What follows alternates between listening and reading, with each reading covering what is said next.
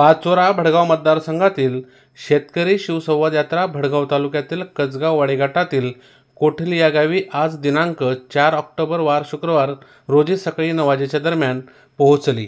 पाचोरा भडगाव मतदारसंघातील शेतकरी शिवसंवाद यात्रा पाचोरा तालुका पूर्ण करून आज भडगाव तालुक्यातील कसगाव वाडी गटातील कोठली या गावापासून कोठली ग्रामदैवत गुरुदत्ताचे दर्शन घेऊन उभाटा गटाच्या नेत्या व कृषीकन्या वैशालीताई सूर्यवंशी यांनी सुरुवात केली। यावेळी गावात आल्यानंतर गावातील महिलांनी औक्षण करत त्यांचे स्वागत केले। या यात्रेदरम्यान माजी नगरसेवक गणेश अण्णा परदेशी, उपजिल्हा प्रमुख दीपक पाटील, विधानसभा क्षेत्र प्रमुख रतन परदेशी यांनी मनोगत व्यक्त करत उभाटा गटाच्या नेत्या वैशालीताई सूर्यवंशी यांनी आपले मनोगत व्यक्त केले। त्यावेळी मनोगत व्यक्त करत असताना शेतकऱ्यांच्या असणाऱ्या वीज भारनियमन, वाळूबंदी, दारूबंदी अशा विविध विषयांवर चर्चा केली। यावेळी विविध विषयांवर कोठली येथील शेतकऱ्यांनी व महिलांनी आपल्या समस्या मांडल्या। यावेळी माजी नगरसेवक गणेश अण्णा परदेशी, उपजिल्हा प्रमुख दीपक पाटील, तालुका प्रमुख जे.के. पाटील, विधानसभा क्षेत्र प्रमुख रतन परदेशी, माजी शहर प्रमुख मनोहर चौधरी, माजी नगरसेविका महिला आघाडी प्रमुख योजनाताई पाटील, उषाताई परदेशी वाडे, बालू अण्णा पाटील पिंपरी, विजय साळुंके गोंडगाव, राजेंद्र पाटील, मच्छिंद्र पाटील पांढरत आदी मान्यवर मंडळी, महिला पदाधिकारी, निर्मल स्टाफ व कोठली ग्रामस्थ होते। पाचोरा भडगाव मतदारसंघात आपण शिवसंवाद यात्रेत आपणास विरोधात त्यात जनतेकडून कसा प्रतिसाद मिळाला? आमचा मागच्या 17 दिवसापासून पाचोरा मतदारसंघ, पाचोरा तालुका हा शेतकरी संवाद यात्रेसाठी पूर्ण झालेला आहे आणि आजपासून कोठलीपासून आम्ही सुरुवात केली भडगाव तालुक्याला। तर आता कोठली पूर्ण झालं। या तालुक्यामध्ये सगळ्यात महत्त्वाची समस्या म्हणजे शेतरस्ते, गाव रस्ते, सिंचनाचे प्रश्न, विजेचे प्रश्न आणि सगळ्यात महत्त्वाचा म्हणजे वाळूचा प्रश्न। सट्टा, पत्ता, दारूबंदी हे सगळे असे विषय आहेत। त्यामुळे सगळं गाव आणि सगळा तालुका या गोष्टीमुळे त्रस्त झालेला आहे।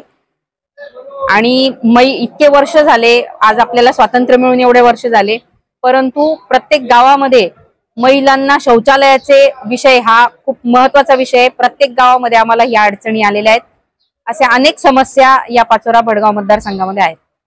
जनतेकडून आपल्याला उत्स्फूर्त प्रतिसाद मिळत आहे। उत्स्फूर्त प्रतिसाद मिळतोय आणि तो जो काही राग आहे लोकांचा, ज्या काही चुकीच्या गोष्टी चाललेल्या आहेत, जो वातावरण असं एकदम भयभीत वातावरण झालेलं आहे, दादागिरीचं वातावरण झालंय, त्या गोष्टीला पण लोक कंटाळलेले आहेत।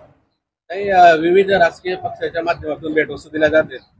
आपल्याकडल्या भेटवस्तू आमच्या गटात किंवा इकडे गावात ते पोहोचले नेमकं काय झालं? विषय असा आहे दादा, भेटवस्तूसाठी माझ्याकडे काही खोके नाही आहेत। त्याच्यामुळे भेटवस्तू देणे आणि नागरिकांना किंवा मतदारांना आमिष देणे ह्या गोष्टी खरंच चुकीच्या आहेत।